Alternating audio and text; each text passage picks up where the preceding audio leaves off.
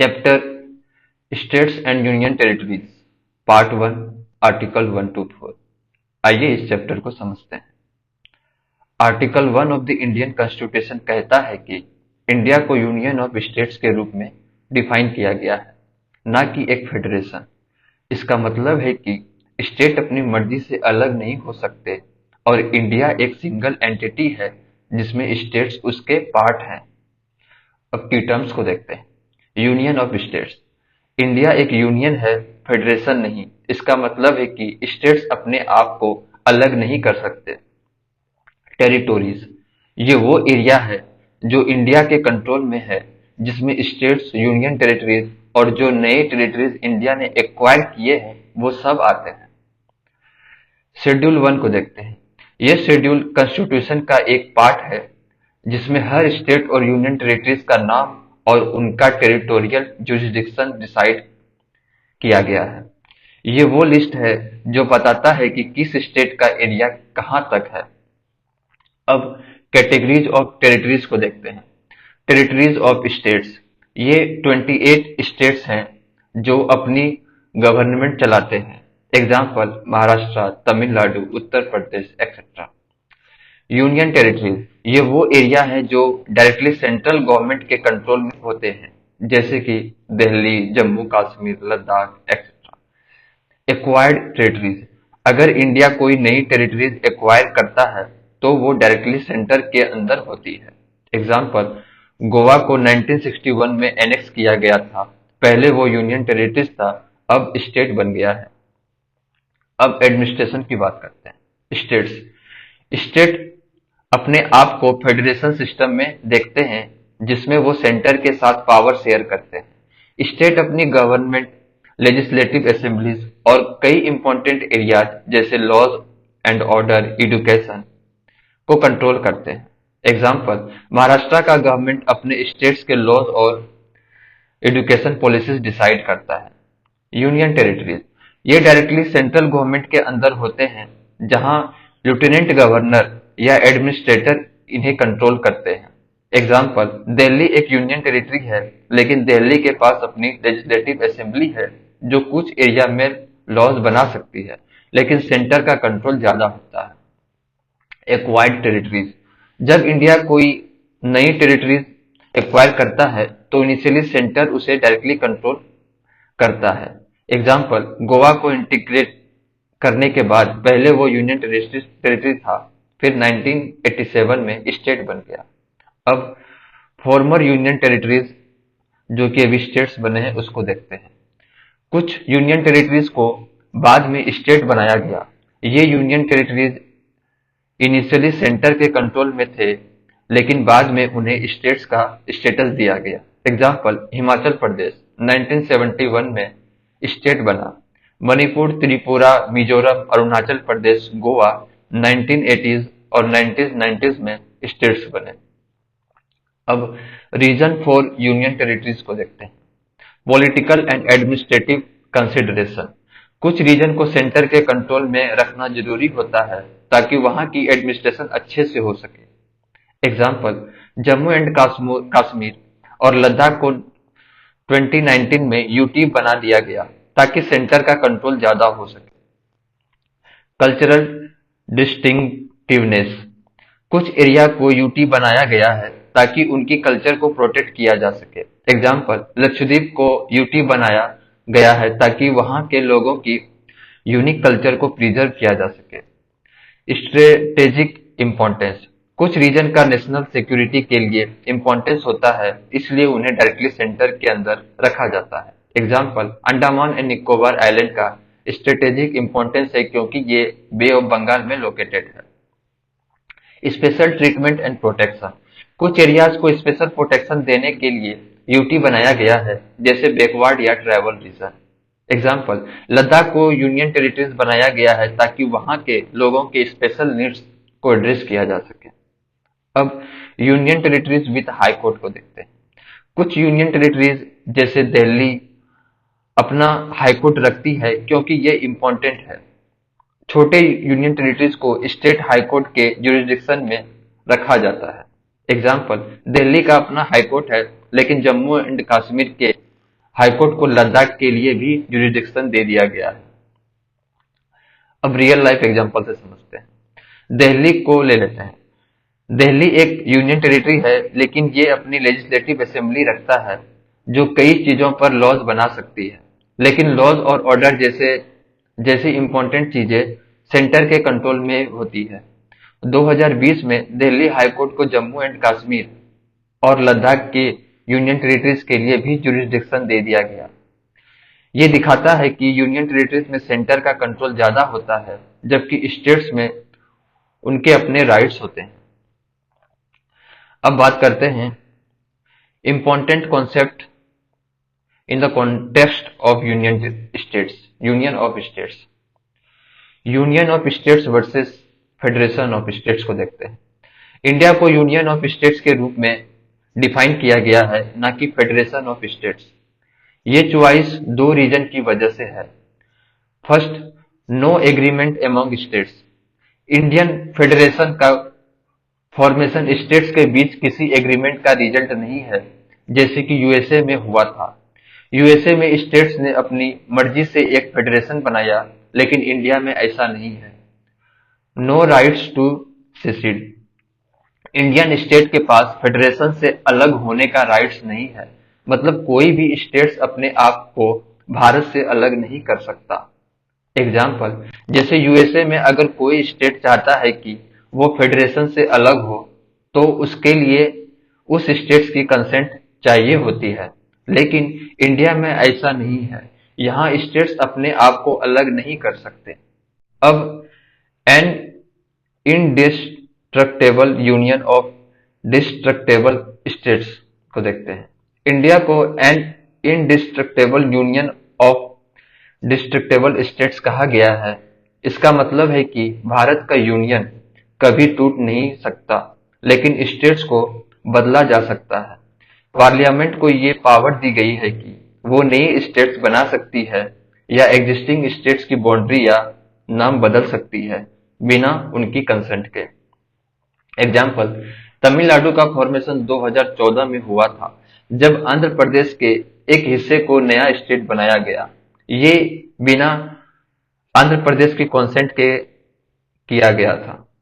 अब USA versus India को देखते हैं। Difference in territorial integrity. USA को an indestructible union of indestructible states कहा गया है, मतलब वहां के स्टेट्स अपने बॉर्डर या एग्जिस्टेंस को खुद डिसाइड करते हैं। अगर यूएसए को कोई नया स्टेट बनाना है या एग्जिस्टिंग स्टेट के बॉर्डर चेंज करने हैं, तो उस स्टेट की कंसेंट चाहिए होती है। लेकिन इंडिया में ऐसा नहीं है। पार्लियामेंट को पूरी पावर दी गई है कि वो नए स्टेट्स बना सकती है या एग्जिस्टिंग स्टेट्स के बॉर्डर को चेंज कर सकती है बिना उनके कंसेंट के। इसलिए इंडिया में स्टेट का टेरिटोरियल इंटेग्रिटी गारंटी नहीं है। एग्जाम्पल, जम्मू एंड कश्मीर का स्पेशल स्टेटस 2019 में आर्टिकल 370 के एब्रोगेशन के साथ खत्म कर दिया गया और इससे जम्मू एंड कश्मीर को यूनियन टेरिटरीज बना दिया गया। ये बिना जम्मू एंड कश्मीर के कंसेंट के किया गया। अब सेशन ऑफ टेरिटरी। इंडिया के टेरिटरी किसी फॉरेन स्टेट को तभी दिया जा सकता है जब कॉन्स्टिट्यूशन को अमेंड किया जाए अंडर आर्टिकल 368। ये एक फॉर्मल प्रोसेस है जिसमें पार्लियामेंट को अप्रूवल लेना पड़ता है। Example, 100th constitutional amendment act 2015 के थ्रू इंडिया और बांग्लादेश के बीच इनक्लेव्स का ट्रांसफर किया गया। ये अमेंडमेंट के जरिए किया गया, न कि डायरेक्ट एग्जीक्यूटिव एक्शन से। अब boundary dispute settlement 1969 supreme court judgement को देखते हैं। सुप्रीम कोर्ट ने 1969 में ये डिसाइड किया था कि अगर इंडिया और किसी दूसरे देश के बीच बाउंड्री डिस्प्यूट सॉल्व करना हो तो उसके लिए कॉन्स्टिट्यूशनल अमेंडमेंट की जरूरत नहीं होती। ये डिस्प्यूट एग्जीक्यूटिव एक्शन के थ्रू भी सॉल्व किया जा सकता है, जब तक कि इंडियन टेरिटरीज को किसी फॉरेन कंट्री को नहीं दिया जा रहा हो। एग्जाम्पल, इंडिया और बांग्लादेश के बीच बाउंड्री का डिस्प्यूट 2015 में सॉल्व किया गया था, जिसमें इंडियन टेरिटरी का ट्रांसफर बांग्लादेश को हुआ। ये कॉन्स्टिट्यूशनल अमेंडमेंट के थ्रू किया गया, लेकिन टेरिटरी सेसीड नहीं की गई। अब territory of India versus union of India को देखते हैं। टेरिटरी ऑफ इंडिया एक वाइडर एक्सप्रेशन है जिसमें स्टेट्स, यूनियन टेरिटरीज और वो टेरिटरीज भी शामिल है जो फ्यूचर में इंडिया एक्वायर कर सकता है, लेकिन यूनियन ऑफ इंडिया में सिर्फ स्टेट्स को इंक्लूड करता है और यूनियन टेरिटरीज को इसमें नहीं शामिल किया जाता है। Example, Andaman and Nicobar island को टेरिटरी ऑफ इंडिया के अंदर रखा जाता है, लेकिन यूनियन ऑफ इंडिया में सिर्फ स्टेट्स आते हैं। अब कुछ की टर्म्स को देख लेते हैं। यूनियन ऑफ स्टेट्स का कॉन्सेप्ट इंडिया में ऐसा बना है कि स्टेट अपने आप को अलग नहीं कर सकते और सेंटर के पास ज्यादा पावर होती है। यूएसए और इंडिया की फेडरेशन में फर्क है। यूएसए में स्टेट्स को अपने एग्जिस्टेंस का राइट है, लेकिन इंडिया में स्टेट्स का एग्जिस्टेंस पार्लियामेंट के कंट्रोल में होता है। टेरिटरी ऑफ इंडिया का मतलब है पूरा एरिया जिसमें स्टेट्स, यूटीज और एक्वायर्ड टेरिटरीज आते हैं, जबकि यूनियन ऑफ इंडिया में सिर्फ स्टेट्स शामिल होते हैं। अब बात करते हैं various commission in the reorganisation of states and union territories. Bharat की स्टेट रीऑर्गेनाइजेशन का प्रोसेस कई इंपॉर्टेंट कमीशंस के थ्रू हुआ, जिन्होंने अपने रिपोर्ट दिए और स्टेट को रीऑर्गेनाइज करने के लिए रिकमेंडेशंस दिए। ये प्रोसेस मेनली 1947 के बाद हुआ, जब इंडिया ने अपने स्टेट्स और यूनियन टेरिटरीज को रीऑर्गेनाइज किया। चलिए इन कमीशन को एक एक करके समझते हैं। धार कमीशन 1948। दिसंबर 1948 में रिपोर्ट सबमिट हुई। इसकी रिकमेंडेशंस की बात करें तो धार कमीशन ने यह सजेस्ट किया कि स्टेट का रीऑर्गेनाइजेशन एडमिनिस्ट्रेटिव कन्वीनियंस के बेसिस पर होना चाहिए, ना कि लिंग्विस्टिक फैक्टर या जैसे कि लैंग्वेज के बेसिस पर। इसका मतलब था कि स्टेट को उनकी एडमिनिस्ट्रेटिव नीड्स और गवर्नेंस को ध्यान में रखते हुए रीऑर्गेनाइज किया जाए, ना कि सिर्फ उनकी लैंग्वेज के बेसिस पर।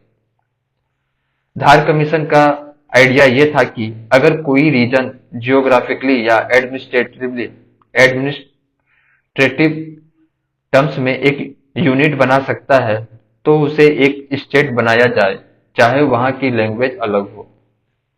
अब JVP committee 1948-1949 constituted in December 1948।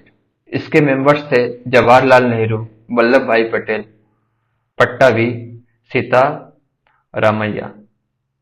Report submit की गई अप्रैल 1949 में। रिकमेंडेशंस को देखते हैं। जेवीपी कमिटी ने लैंग्वेज के बेसिस के रूप में रिजेक्ट किया और कहा कि स्टेट की रीऑर्गेनाइजेशन लिंग्विस्टिक फैक्टर पर नहीं होना चाहिए। ये कमिटी लैंग्वेज को सेकेंडरी फैक्टर समझती थी और एडमिनिस्ट्रेटिव कन्वीनियंस को ज्यादा इंपॉर्टेंट समझती थी। ये कमिटी ये नहीं चाहती थी कि हर स्टेट को उसकी लैंग्वेज के हिसाब से बनाया जाए। ये न्यूट्रल अप्रोच थी जो लैंग्वेज से ज्यादा एडमिनिस्ट्रेटिव कन्वीनियंस को प्रायोरिटाइज करती थी। जेवीपी कमिटी का rejection of language based reorganisation का रिजल्ट ये था कि आंध्र प्रदेश को क्रिएट करना पड़ा, जो कि तेलुगु स्पीकिंग एरिया को मद्रास स्टेट से अलग करके बनाया गया था 1953 में। अब Fazal Ali commission 1953 to 1955 constituted in December 1953। इसके मेंबर थे फजल अली जो कि चेयरमैन थे, KM Panikkar, HN Kunzru. Report submit की गई सितंबर 1955 में। इसके रिकमेंडेशंस को देखते हैं। फजल अली कमीशन ने लैंग्वेज को रीऑर्गेनाइजेशन का प्राइमरी बेसिस माना, लेकिन वन लैंग्वेज वन स्टेट का थ्योरी रिजेक्ट किया। इसने कहा कि लैंग्वेज बेस्ड स्टेट्स बनाया जा सकता है, लेकिन मल्टीपल लैंग्वेजेस को एक स्टेट में इंक्लूड किया जा सकता है। फजल अली कमीशन ने स्टेट को रीऑर्गेनाइज करते वक्त लैंग्वेज को इंपॉर्टेंस फैक्टर माना, लेकिन वन लैंग्वेज वन स्टेट का प्रिंसिपल नहीं माना। इसके अलावा इसने फोर फोल्ड क्लासिफिकेशन यानी कि state, union territories, special states and other region को एबोलिश करने की भी रिकमेंडेशंस दी।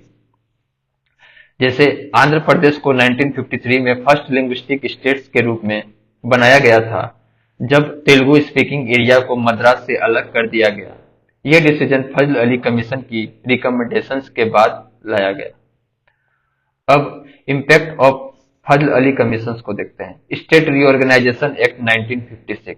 इस एक्ट के थ्रू 14 न्यू स्टेट्स और 6 यूनियन टेरिटरीज को 1 नवंबर 1956 को क्रिएट किया गया। Seventh constitutional amendment act 1956। इस अमेंडमेंट ने भी स्टेट और यूनियन टेरिटरीज की बाउंड्रीज को रिडिफाइन किया और उनको रीऑर्गेनाइज किया। ये कमीशन की रिकमेंडेशंस का डायरेक्ट रिजल्ट था कि स्टेट रीऑर्गेनाइजेशन एक्ट पास हुआ, जिसमें लिंग्विस्टिक बेसिस पर स्टेट को रीऑर्गेनाइज किया गया। अब बात करते हैं comparison between states and union territories in India 1956। Bharat में स्टेट्स और यूनियन टेरिटरीज का स्ट्रक्चर अलग होता है। ये डिफरेंस उनकी relationship with centre, power distribution और ऑटोनॉमी के बेसिस पर होती है। चलिए इन दोनों को कंपेयर करते हैं। Relationship with states, relationship with centre. States federal relationship होती है, मतलब स्टेट्स और सेंटर दोनों के पास अपनी अपनी पावर होती है और दोनों के बीच एक डिवीजन ऑफ पावर होता है। एग्जाम्पल, उत्तर प्रदेश को अपने लॉज और ऑर्डर या एजुकेशन सिस्टम को मैनेज करने का अधिकार है, लेकिन सेंटर को भी कुछ मैटर में पावर होती है, जैसे डिफेंस या foreign policy. Union territories, unitary relationship होती है, मतलब सेंटर का कंट्रोल ज्यादा होता है और यूनियन टेरिटरीज को डायरेक्ट एडमिनिस्ट्रेशन के अंदर रखा जाता है। एग्जाम्पल, दिल्ली को अपनी गवर्नमेंट और चीफ मिनिस्टर होता है, लेकिन सेंटर का कंट्रोल भी ज्यादा होता है, specially in areas like police और land matter. Power distribution with centre. States को देखते हैं। स्टेट्स को ऑटोनॉमी मिलती है और उनके पास अपने लॉज बनाने का अधिकार होता है, specially in matter related to the state leads, जो सब्जेक्ट कॉन्स्टिट्यूशन में मेंशन किए गए। जैसे कि पंजाब अपने स्टेट्स लॉ बना सकता है, जैसे Punjab state agriculture marketing board act. Union territories को देखते हैं। यूनियन टेरिटरीज को डायरेक्ट कंट्रोल में रखा जाता है। पार्लियामेंट को यूटी के लिए लॉज बनाने का फुल अथॉरिटी होता है। अब ऑटोनॉमी की बात करते हैं। स्टेट्स, स्टेट को अपने एडमिनिस्ट्रेटिव मैटर और लॉज में ऑटोनॉमी होती है। वो अपने रीजन की स्पेसिफिक नीड्स के हिसाब से काफी डिसीजन ले सकते हैं। जैसे मध्य प्रदेश अपने एजुकेशन सिस्टम को मैनेज कर सकता है और अपने स्टेट बोर्ड एग्जाम कंडक्ट कर सकता है। यूनियन टेरिटरीज, यूटीज को ऑटोनॉमी नहीं होती, उनका एडमिनिस्ट्रेशन डायरेक्टली सेंटर के कंट्रोल में होता है। Example, Andaman and Nicobar island को लेफ्टिनेंट गवर्नर के थ्रू एडमिनिस्टर किया जाता है, जो सेंटर के एजेंट होते हैं। अब एडमिनिस्ट्रेटिव सेटअप को देखते हैं। स्टेट्स, स्टेट्स का एडमिनिस्ट्रेटिव सेटअप काफी यूनिफॉर्म होता है। हर स्टेट में एक गवर्नर होता है, जो स्टेट का कॉन्स्टिट्यूशनल हेड होता है। जैसे कि राजस्थान में गवर्नर होता है, जो स्टेट्स गवर्नमेंट के डिसीजन को ओवरसी करता है। यूनियन टेरिटरीज, यूटीज का एडमिनिस्ट्रेटिव सेटअप यूनिफॉर्म नहीं होता। हर यूटी का अपना एडमिनिस्ट्रेटर, लेफ्टिनेंट गवर्नर या चीफ कमिश्नर होता है, जो प्रेसिडेंट के रिप्रेजेंटेटिव होते हैं। एग्जाम्पल, जैसे दिल्ली में लेफ्टिनेंट गवर्नर होता है, जबकि चंडीगढ़ में एडमिनिस्ट्रेटर होता है। Executive head. स्टेट्स, स्टेट्स में गवर्नर होता है, जो कॉन्स्टिट्यूशनल हेड होते हैं। चीफ मिनिस्टर और council of minister executive power को यूज करते हैं। एग्जाम्पल, बिहार में गवर्नर है, लेकिन चीफ मिनिस्टर और कैबिनेट डिसीजन लेते हैं। यूनियन टेरिटरीज, यूटीज में एग्जीक्यूटिव हेड का रोल लेफ्टिनेंट गवर्नर, एडमिनिस्ट्रेटर या चीफ कमिश्नर का होता है, जो डायरेक्टली प्रेसिडेंट के अंदर काम करते हैं। एग्जाम्पल, पुडुचेरी में चीफ मिनिस्टर होता है, लेकिन लेफ्टिनेंट गवर्नर भी अपना रोल प्ले करता है। लेजिस्लेटिव पावर के टर्म्स में देखें तो स्टेट्स पार्लियामेंट स्टेट्स के स्टेट लिस्ट के सब्जेक्ट पर लॉज नहीं बना सकता एक्सेप्ट इन extra ordinary circumstances.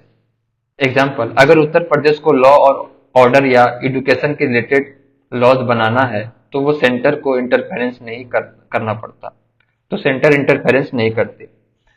Union territories, parliament को यूटीज के लिए किसी भी सब्जेक्ट पर लॉज बनाने की फुल पावर होती है। एग्जाम्पल, दिल्ली में सेंटर का कंट्रोल ज्यादा होता है और वो लॉज और ऑर्डर और लैंड मैटर पर लॉज बना सकते हैं। अब बात करते हैं states and union territories created after 1956। Bharat में 1956 के बाद कई नए स्टेट्स और यूनियन टेरिटरीज बनाए गए। ये प्रोसेस पॉलिटिकल, एडमिनिस्ट्रेटिव और कल्चरल रीजन की वजह से हुआ। चलिए इन इंपॉर्टेंट चेंजेस को समझते हैं। 1960 bifurcation of Maharashtra and Gujarat.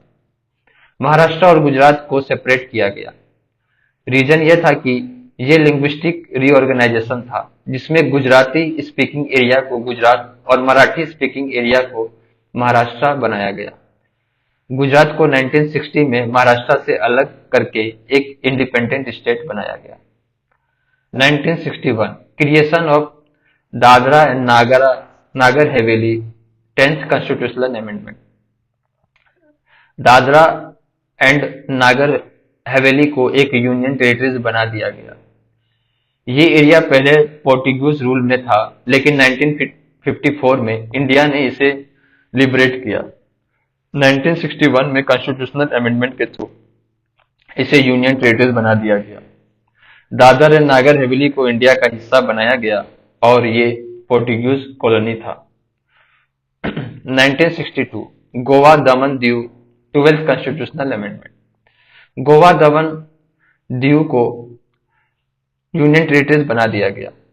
Goa Daman Diu को पोर्टुगीज रूल से 1961 में आजादी मिली थी और फिर 1962 में इसे यूनियन टेरिटरीज बनाया गया। 1963 नागालैंड। नागालैंड को एक स्टेट बना दिया गया। रीजन यह था कि नागालैंड को इथनिक और कल्चरल आइडेंटिटी को ध्यान में रखते हुए एक अलग स्टेट बनाया गया।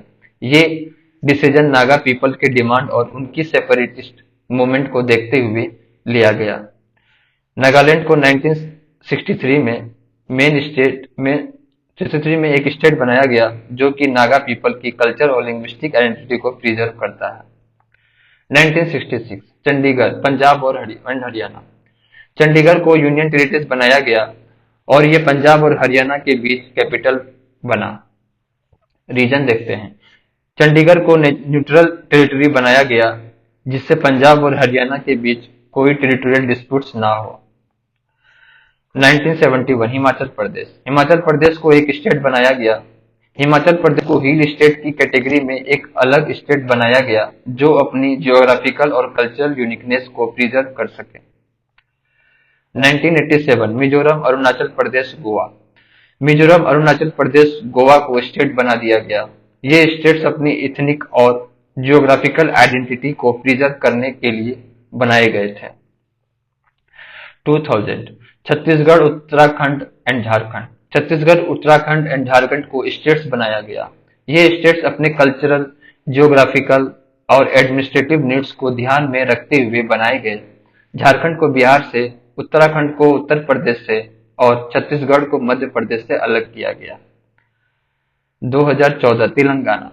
तेलंगाना को स्टेट बना दिया गया। तेलंगाना को आंध्र प्रदेश से अलग करके बनाया गया था क्योंकि तेलंगाना की अपनी कल्चरल और लिंग्विस्टिक आइडेंटिटी थी और वहां के लोग सेपरेट स्टेट की डिमांड कर रहे थे।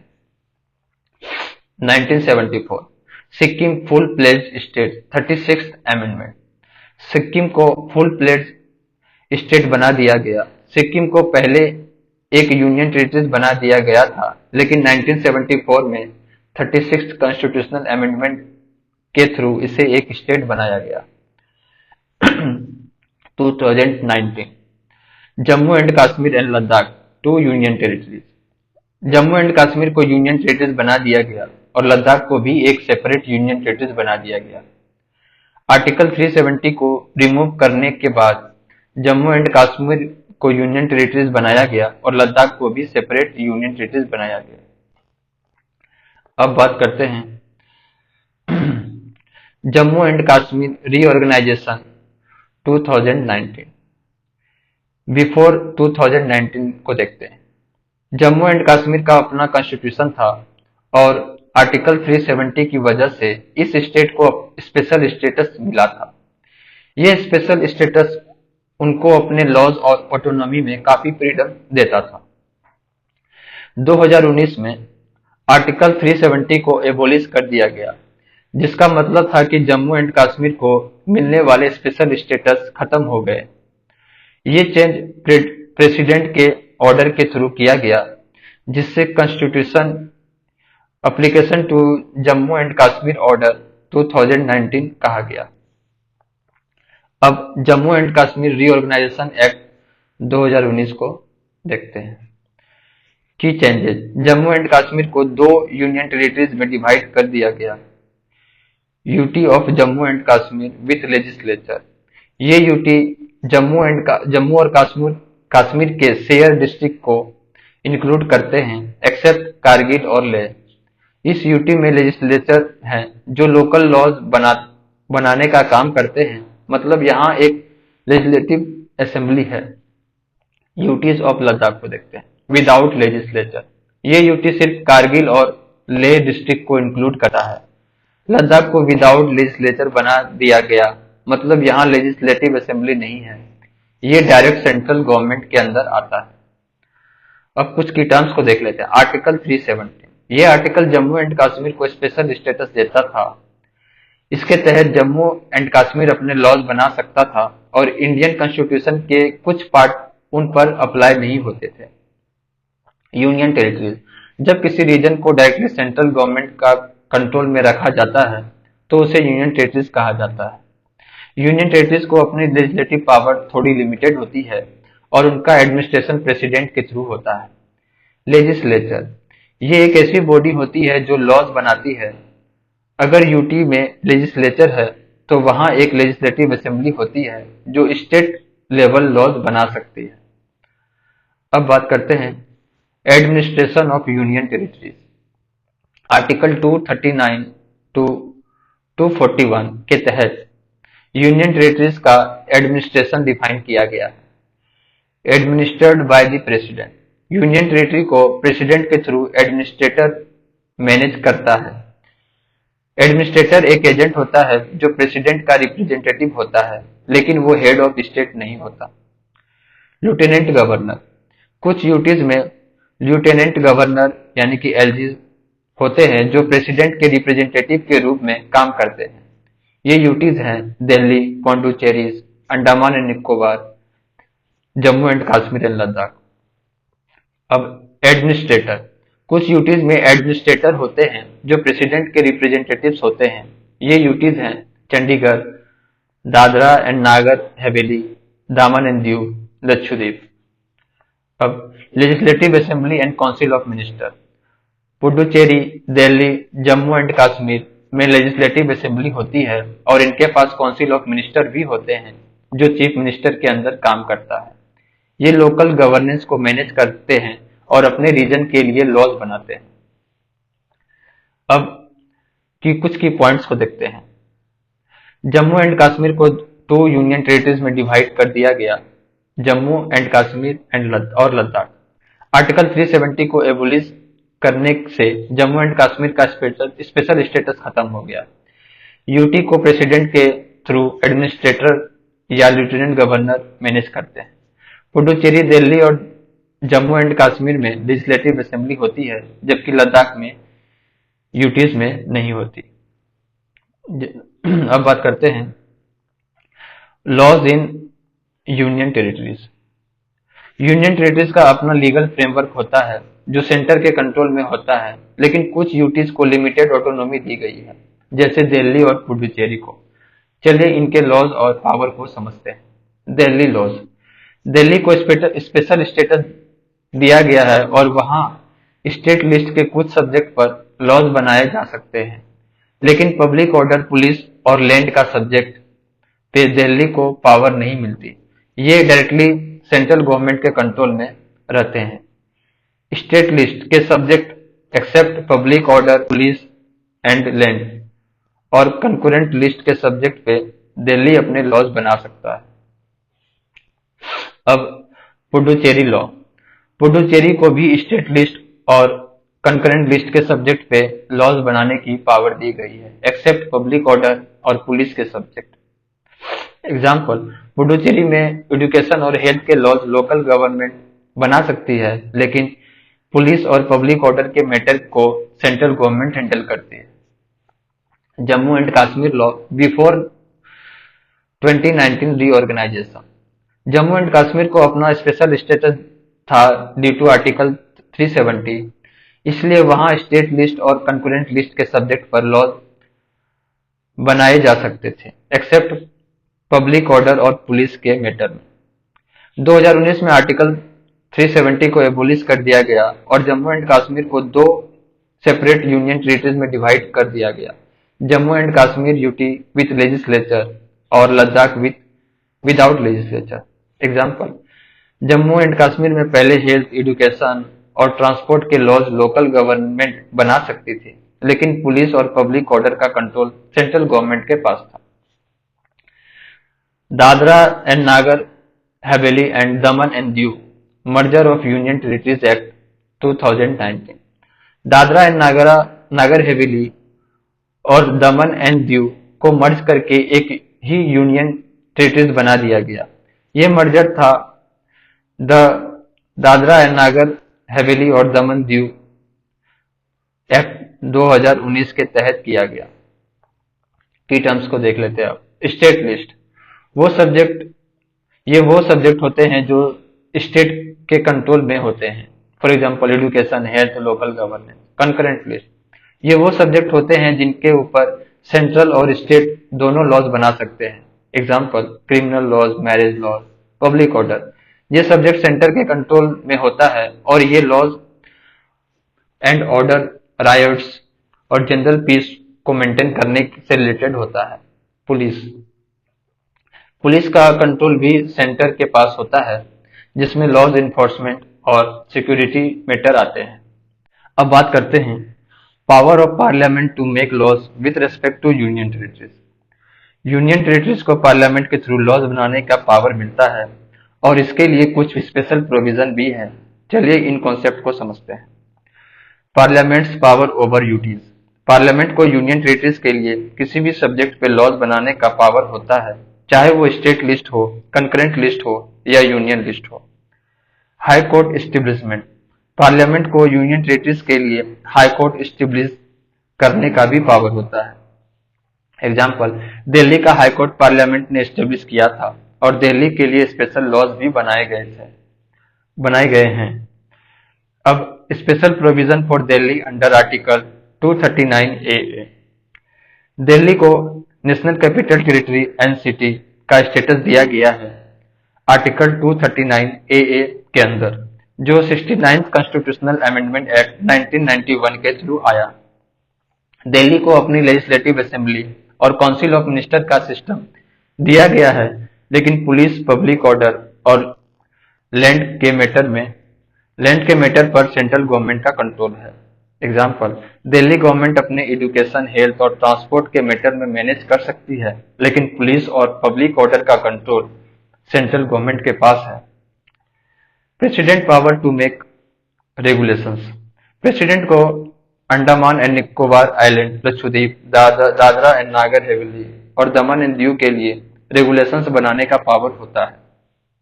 ये रेगुलेशंस पार्लियामेंट के एक्ट की तहत ही फोर्स में आता है।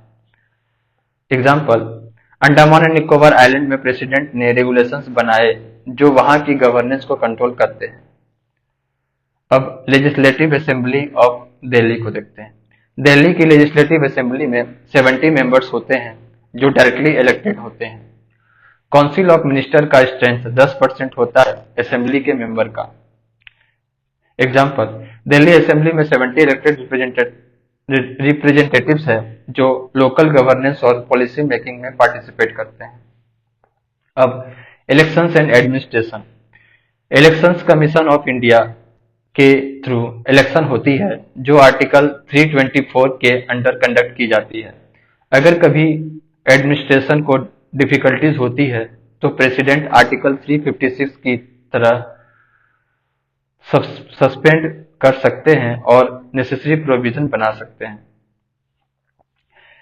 एग्जाम्पल, अगर दिल्ली में कभी इमरजेंसी सिचुएशन होती है तो प्रेसिडेंट के थ्रू एडमिनिस्ट्रेशन को डायरेक्टली कंट्रोल दिया जा सकता है, जैसे प्रेसिडेंट रूल लगता है स्टेट्स में। अब लेफ्टिनेंट गवर्नर्स पावर को देखते हैं। लेफ्टिनेंट गवर्नर को ऑर्डिनेंस प्रोमुलेट करने का पावर होता है, जो लेजिस्लेटिव असेंबली से अप्रूवल के बाद 6 वीक के अंदर पास करना होता है। अगर लेफ्टिनेंट गवर्नर और मिनिस्टर्स के बीच डिसएग्रीमेंट होता है तो मैटर प्रेसिडेंट के पास भेजा जाता है और प्रेसिडेंट का डिसीजन फॉलो किया जाता है। एग्जाम्पल, अगर दिल्ली की लेजिस्लेटिव असेंबली और लेफ्टिनेंट गवर्नर के बीच कोई डिसएग्रीमेंट होता है तो प्रेसिडेंट के थ्रू फाइनल डिसीजन लिया जाता है। Zonal council. जोनल काउंसिल का creation 7th constitutional amendment act 1956 के थ्रू किया गया था, जो इंडिया के डिफरेंट रीजन के बीच कॉमन इंटरेस्ट पर डिस्कशन और एडवाइस के लिए होता है। एग्जाम्पल, साउदर्न जोनल काउंसिल में स्टेट्स जैसे तमिलनाडु, केरला, कर्नाटका और आंध्र प्रदेश इंक्लूड हैं, जहां ये स्टेट्स अपने कॉमन इशू डिस्कस करते हैं। Advisory committee for union territories. Home ministry के अंदर एडवाइजरी कमिटी बनाया गया है जो यूनियन टेरिटरीज के लेजिस्लेटिव और एडमिनिस्ट्रेटिव मैटर को एड्रेस करते हैं। होम मिनिस्टर एडवाइजरी कमिटी और एडमिनिस्ट्रेटिव एडवाइजरी कमिटी जैसे कमिटी का रोल होता है। एग्जाम्पल, दादरा एंड नागरा हवेली और दमन एंड दीव के लिए HMAC और AAC कमिटी होती है, जो यूनियन टेरिटरीज के गवर्नेंस को स्मूथ बनाने में मदद करती है। अब बात करते हैं article 1, name and union territories. Article 1 कहता है कि इंडिया को यूनियन ऑफ स्टेट्स के रूप में जाना जाएगा, यानी इंडिया का टेरिटरीज स्टेट्स और यूनियन टेरिटरीज का कॉम्बिनेशन होता है। इंडिया का टेरिटरीज में 3 कैटेगरी होती है। स्टेट्स जिसमें कि 28 स्टेट्स हैं, यूनियन टेरिटरीज जिसमें कि 8 यूनियन टेरिटरीज है 2020 में, एक्वायर्ड टेरिटरीज जो फ्यूचर में इंडिया एक्वायर करेगा। Example, Andaman and Nicobar island या लक्षद्वीप जैसे यूनियन टेरिटरीज को डायरेक्टली सेंट्रल गवर्नमेंट के अंदर एडमिनिस्ट्रेट किया जाता है। आर्टिकल 2, एडमिशन और establishment of new states. Article 2 कहता है कि पार्लियामेंट को पावर है न्यू स्टेट्स को एडमिट या स्टेब्लिश करने की। ये पार्लियामेंट के डिसीजन पर डिपेंड करता है और प्रेसिडेंट के रिकमेंडेशंस के बाद ही ये प्रोसेस होता है। जैसे गोवा को 1992 में न्यू स्टेट्स बनाया गया था जब पार्लियामेंट ने इसको स्टेट का स्टेटस दिया। अब article 2A, Sikkim to be associated with the union. Article 2A को रिपील कर दिया गया था। इसका मतलब है कि सिक्किम को यूनियन का पार्ट बनाने का प्रोविजन आर्टिकल 2A में था, जो अब नहीं है। सिक्किम को 1975 में यूनियन टेरिटरी से फुल प्लेज स्टेट बनाया गया था 36th अमेंडमेंट के थ्रू। जैसे सिक्किम को पहले यूनियन टेरिटरीज बनाया गया था लेकिन बाद में स्टेट बन गया था, इसलिए आर्टिकल 2A को रिपील कर दिया गया। Article 3, formation of new state, alteration of area boundaries and name of existing states. Article 3 कहता है कि न्यू स्टेट्स बनाने या एग्जिस्टिंग स्टेट के बाउंड्रीज, एरिया या नेम को बदलने का प्रोसेस पार्लियामेंट के थ्रू होता है। प्रोसीड्यूर को देखते हैं। प्रेसिडेंट से प्रायर रिकमेंडेशंस मिलना जरूरी होता है। प्रेसिडेंट को स्टेट लेजिस्लेचर से व्यू लेना होता है, लेकिन प्रेसिडेंट या पार्लियामेंट को उन व्यू से बाउंड नहीं होना पड़ता।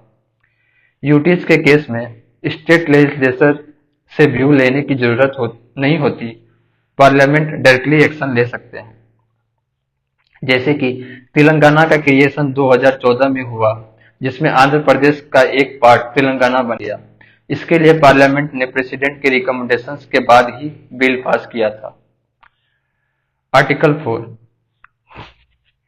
Amendment of the first and fourth schedule. Article 4 कहता है कि आर्टिकल 2 और 3 के अंदर जो लॉज बनाए जाएंगे उन्हें फर्स्ट शेड्यूल यानी कि स्टेट्स और यूटीज का लिस्ट जिसमें है और fourth schedule council of states का कंपोजिशन जिसमें है को अमेंड किया जाएगा। ये लॉज कॉन्स्टिट्यूशनल अमेंडमेंट एक्ट नहीं होते। इसका मतलब है कि आर्टिकल 368 के अंदर कॉन्स्टिट्यूशन के अमेंडमेंट का प्रोसेस अप्लाई नहीं होता है, क्योंकि ये एक स्पेशल प्रोविजन होता है।